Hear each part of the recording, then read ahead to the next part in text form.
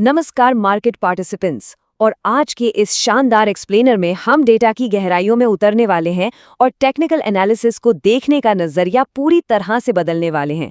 ये कोई आम ट्यूटोरियल नहीं है, बल्कि एक बिल्कुल नया ब्लूप्रिंट है। चलिए शुरू करते हैं। रैंडम टूल्स इस्तेमाल करने के बजाय एक स्ट्रक्चर्ड ब्लूप्रिंट की तरफ बढ़ने के लिए आज हम इस एजेंडा को फॉलो करेंगे। The technical analysis trap, redefining the purpose, anatomy of a trade, a data backed system और आखिर में द होली ग्रेल। तो चलिए पहले सेक्शन से शुरुआत करते हैं, द टेक्निकल एनालिसिस ट्रैप। आइए देखते हैं कि कैसे इंडिकेटर्स के बारे में ज्यादा सीखना अजीब बात है, लेकिन ज्यादा नुकसान की वजह बन जाता है। अब जरा इस डरावने नंबर पर गौर करें, 95%। जी हाँ, ये इस कड़वी हकीकत को दिखाता है कि टेक्निकल एनालिसिस यूज करने वाले 95% ट्रेडर्स असल में अपना पैसा गंवा देते हैं। सुनने में ये बिल्कुल बेतुका लगता है, राइट? लेकिन हिस्टोरिकल डेटा चीख चीख कर यही कहानी बयां करता है। तो सबसे बड़ा सवाल ये उठता है कि इतने सारे ट्रेडर्स आखिर फेल क्यों होते हैं? मार्केट्स में अपनी मेहनत की कमाई दांव पर लगाने से पहले ये पूछना बेहद जरूरी है। सोर्स मटेरियल इस भारी विफलता के पीछे 4 मेन रीजंस हाईलाइट करता है। ये विफलता मेनली 4 वजहों से आती है: information overload, conflicting signals, analysis paralysis और बैकटेस्टिंग की कमी। होता क्या है कि ट्रेडर्स अक्सर अपने दिमाग में इतनी इन्फॉर्मेशन ठूंस लेते हैं जैसे किसी दावत के लिए टर्की को भरा जाता है, और फिर इंटरनेट गुरुओं की अनटेस्टेड स्ट्रैटेजीज पर आंख बंद करके कूद पड़ते हैं, जिससे आखिर में सिर्फ कंफ्यूजन हाथ लगता है। और ये चीज़ कितनी अजीब है ना, बहुत सारे कॉन्फ्लिक्टिंग इंडिकेटर्स को एक साथ देखना बिल्कुल वैसा ही है जैसे 3 अलग अलग दोस्तों से पूछना कि डिनर कहाँ करें। एक कहेगा इटालियन, दूसरा सुशी और तीसरा कहेगा यार मुझे तो भूख ही नहीं है। इससे सीधा एनालिसिस पैरालिसिस होता है, और जब तक कोई डिसीजन लिया जाता है, मार्केट की वो शानदार अपॉर्चुनिटी हमेशा के लिए गायब हो चुकी होती है। और यहीं से हम आते हैं अपने दूसरे सेक्शन पर, रीडिफाइनिंग द पर्पस। अब एक ऐसा पैराडाइम शिफ्ट देखते हैं जो चार्ट्स को देखने का पूरा नजरिया ही बदलकर इस पैरालिसिस को सॉल्व कर देता है। देखिए, सबसे अहम बात यह है कि टेक्निकल एनालिसिस सिर्फ टूल्स का एक सेट है, अपने आप में कोई स्टैंड अलोन स्ट्रैटेजी बिल्कुल नहीं है। सोचिए, एक हथौड़ा, आरी और ड्रिल को अगर किचन में बिना सोचे समझे चलाया जाए तो क्या होगा?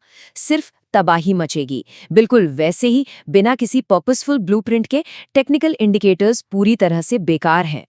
इसीलिए चार्ट पर मौजूद हर एक टूल को इन 3 में से कोई एक स्पेसिफिक काम करना ही चाहिए। या तो वो मार्केट कंडीशंस को फिल्टर करे, या एंट्री ट्रिगर्स तय करे, या फिर एग्जिट बताए। अगर कोई टूल इन 3 में से कोई ऑब्जेक्टिव काम नहीं कर रहा है तो सीरियसली उसे अभी के अभी डिलीट कर देना चाहिए। चलिए अब आगे बढ़ते हैं सेक्शन 3 की तरफ, एनाटॉमी ऑफ अ ट्रेड। आइए इस फ्रेमवर्क को सीधे एक रियल मार्केट सेटअप की मैकेनिक्स पर अप्लाई करके देखते हैं।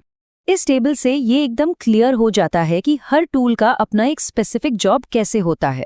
फॉर एग्जाम्पल, एक 200 डे मूविंग एवरेज सिर्फ एक फिल्टर की तरह काम करके अप ट्रेंड कंफर्म कर सकता है। वहीं दूसरी तरफ डॉन्चियन चैनल और ऑसिलेटर्स जैसे टूल्स बिना किसी इमोशन के बिल्कुल सिस्टमैटिक एंट्री और एग्जिट प्रोवाइड करते हैं। यहाँ सबसे क्रूशल पॉइंट ये है कि लेस इज मोर, यानी कम ही ज्यादा है। एक ही पुलबैक को डिफाइन करने के लिए बहुत सारे इंडिकेटर्स लगाने से चार्ट किसी उलझी हुई स्पैगेटी जैसा दिखने लगता है। और सच बताएं, इससे सिर्फ कॉन्फ्लिक्टिंग सिग्नल्स ही मिलते हैं। 1 पर्पस 1 टूल, बस यही रूल होना चाहिए। अब जब टूल्स के काम बिल्कुल क्लियर हो चुके हैं तो हमारे चौथे सेक्शन का टाइम आ गया है, अ डेटा बैक्ड सिस्टम। चलिए एक पूरी तरह से डेटा बैक्ड ट्रेडिंग सिस्टम को गहराई से समझते हैं। मार्केट का एक बहुत बड़ा सच ये है कि बिना टेस्टिंग के ये जानना नामुमकिन है कि कोई टेक्निकल एनालिसिस असल में काम करता भी है या नहीं। महज कुछ चेरी पिक्ड एग्जाम्पल्स देखकर फंसने से बचने का एक ही तरीका है, दर्शकों के हार्ड बैक टेस्टिंग डेटा पर पूरी तरह से भरोसा करना, जिसे अलग अलग मार्केट कंडीशंस में बारीकी से परखा गया हो। आइए इस बात को एक स्पेसिफिक मीन रिवर्जन स्ट्रैटेजी के एग्जैक्ट रूल से डिकोड करते हैं। शुरुआत होती है रसल 1000 स्टॉक्स से, जहां रिस्क सिर्फ 10% कैपिटल तक ही लिमिटेड है। फिल्टर के लिए प्राइस 200 डे मूविंग एवरेज के ऊपर होना चाहिए और एक 15 दिन का लो बनाना चाहिए। एंट्री एक 2% बाय लिमिट ऑर्डर से होती है और एग्जिट वो तब होता है जब मार्केट हायर क्लोज हो या 10 ट्रेडिंग डेज बीत जाएं। इसमें हर एक फेज एकदम ऑब्जेक्टिव और इमोशन फ्री है। और जरा इसका शानदार रिजल्ट देखिए, 2934%।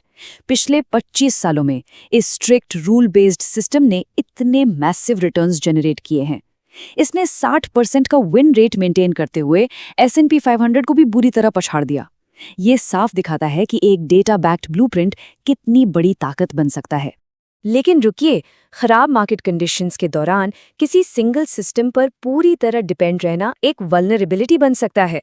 और यही बात हमें इस एक्सप्लेनर के आखिरी और सबसे खास हिस्से तक लाती है, सेक्शन 5, द होली ग्रेल। खराब सीजन में सरवाइव करने के लिए जरा इस एनालॉजी पर गौर कीजिए। अगर कोई सिर्फ एक ही सिस्टम चलाता है तो मार्केट का एक खराब साल उसकी पूरी इनकम को तबाह कर सकता है। ये बिल्कुल वैसा ही है जैसे अगर किसी के पास सिर्फ एक चाइनीज रेस्टोरेंट है और उसकी डिमांड अचानक गिर जाए तो भारी नुकसान पक्का है। लेकिन अगर 5 अलग अलग क्विजीन के रेस्टोरेंट्स हों तो बिजनेस में कमाल की स्टेबिलिटी आ जाती है। चलिए देखते हैं कि ये कॉन्सेप्ट कैपिटल पर कैसे अप्लाई होता है।